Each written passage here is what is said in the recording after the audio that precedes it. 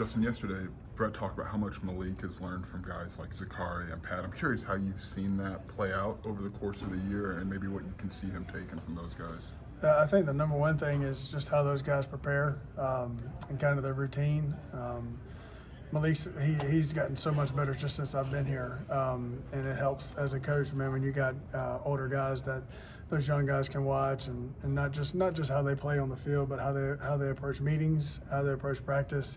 That stuff's invaluable. The last 3 years where I was at, it's Xavier got to watch Jalen Brooks and Josh Van and some of those guys in front of him. So whenever you got those old guys, those young guys can emulate, man, it helps. This might be a dumb question, but how hard is it to take two future NFL wide receivers off the field? I mean, they're producing at such a high level. It's hard, as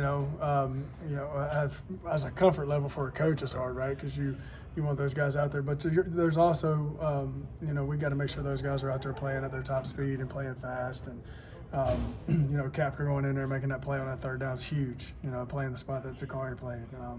Couldn't be prouder of him. So the more we can get guys to get in there and execute, the better we'll be. Yeah, I wanted to ask you about the Capker catch. Can you walk us through what you saw and why was he ready for that moment? He's practiced every day like that. He's literally shown up the whole season.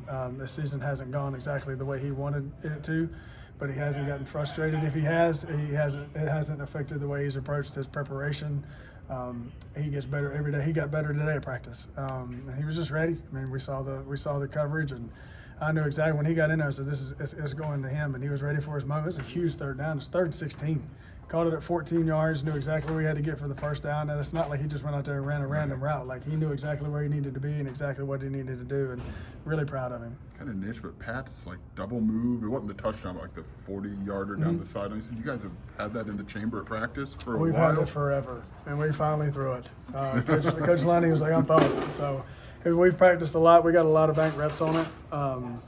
We finally got to the point where we could call it. It was, all those things, that just certain hash, right? Certain part of the field, the wind, which I've never had to pay attention to before, but the wind is a huge factor here too. So everything aligned, and we were able to throw and catch. What's the feeling like that as a coach when you know, like, okay, we've got this, but everything's got to line up perfectly to know, like, what do you remember, I guess, before the snap, like, all right, this is it, like, finally.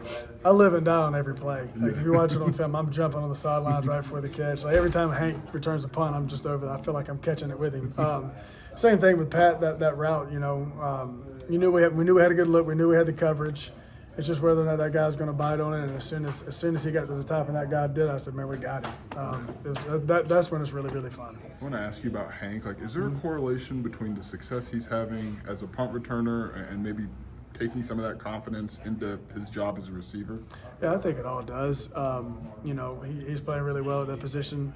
I'm a little biased to that position too because I did it. I tell him that he's not quite as good as I was, but he's when you have success doing, whether it's blocking and then all of a sudden it translates to running routes and catching balls. It's the same thing on special teams, man. When he has the ball in his hands, good things happen. When Hank Beatty's on the field, good things happen, and that's it's a credit to him and how he's prepared, how he's worked, and he deserves it.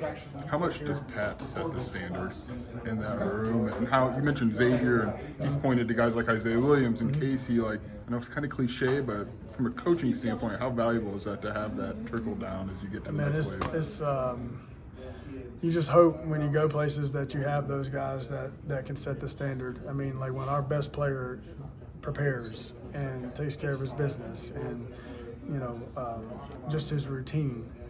And Coach B got Pat to stand up in front of the team earlier in the fall and talked about his routine, and kind of he gets here at 5:30 in the morning as the last one to leave. Like when your best player's doing that, all I got to do is install the offense and try to and do some other things, man. But he runs the room, and just the respect factor those guys have for him, man, because they see the way he practices. Man, that dude, he just got done practicing his butt off, and it's when your best player is your hardest practice player. I think he saw that with Isaiah, and in the last place I'm in, Xavier, like, God, I've never seen a guy practice like that. And then I get here, and I'm like, oh my God, I got another one. It's a lot of fun as a coach.